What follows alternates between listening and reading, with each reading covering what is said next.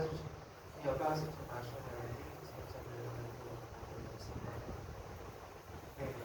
నాకు సాక్ష్యం చెప్పడం అంటే భయం వస్తుంది. ఎందుకంటే సాక్ష్యం అంటే నేను నమ్మను.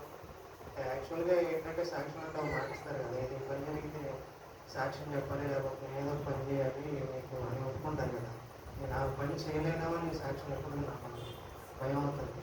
కానీ ఇక్కడే కూర్చొని సాక్ష్యం చెప్పడానికి నమ్మకం ఇచ్చినందుకు మీరేనండి, దానికి మీకు వందనాలు తెలియజేస్తున్నాను. ఫస్ట్ ఇక్కడే కూర్చొని నాకు జాబ్ అంటే నేను యాక్చువల్గా స్టార్టప్లో జాబ్ చేస్తున్నాను తక్కువ శాలరీకి.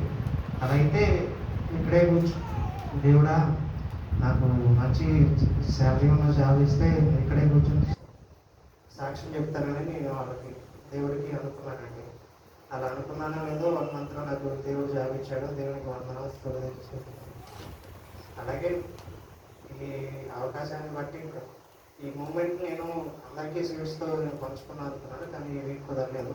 నెక్స్ట్ వీక్ ఖచ్చితంగా జరుగుతుంది అందరికీ.